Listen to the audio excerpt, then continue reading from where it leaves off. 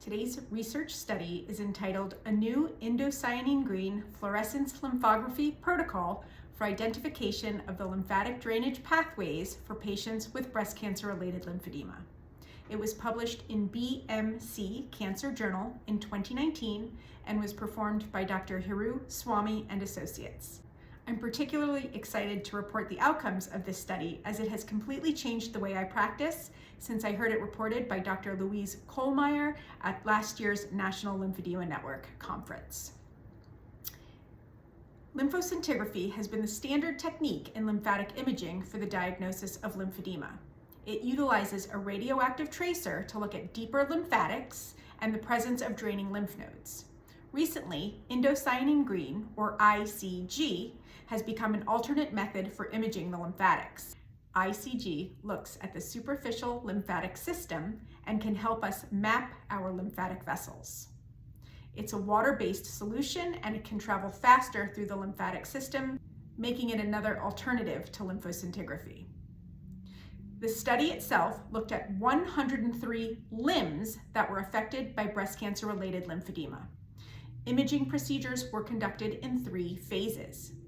Phase 1 showed spontaneous movement of ICG via the lymphatics after injection and lasted for approximately 10 minutes. During this time, patients were instructed to clench and unclench their hand 10 times to help facilitate this uptake of ICG into the lymphatic system.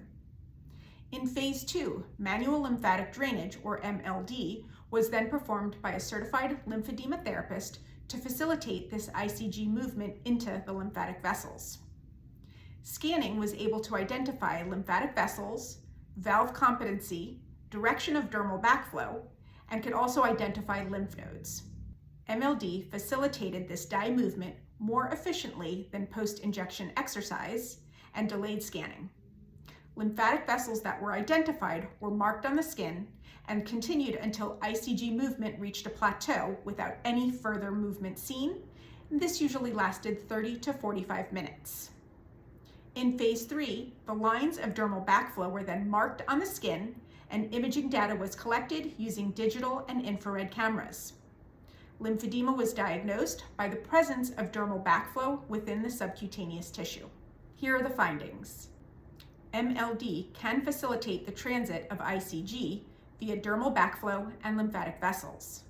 When MLD was performed to these areas of dermal backflow, ICG moved directionally instead of extending in all directions.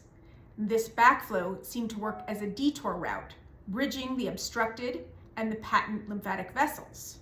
When no patent lymphatic vessels remained in the limb, backflow extended directly towards a lymph node region. The more significant finding was which region this fluid moved towards.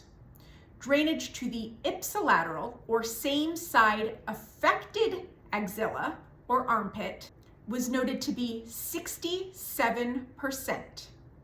As the stage of lymphedema increased or progressed, drainage then moved to the ipsilateral, or same side clavicular region, followed by the parasternal region, and then finally to the opposite side axilla. It also appeared that dermal backflow extended to the parasternal or contralateral axilla only when the pathway to the same side axilla was suggested. This finding suggests that despite removal or damage to the lymph nodes in the affected axilla, the majority of lymphatic fluid will still drain towards that area. It is still considered a vital pathway. I urge all clinicians to continue to work on this area when treating your patients with lymphedema. Additionally, I urge all patients to massage the affected armpit where the surgery was performed when performing your self-massage and home exercise program. Another very interesting finding of this study was that 0% of the lymphatic fluid was seen to flow towards the same side inguinal lymph nodes, or the regional lymph nodes down towards the same side groin region.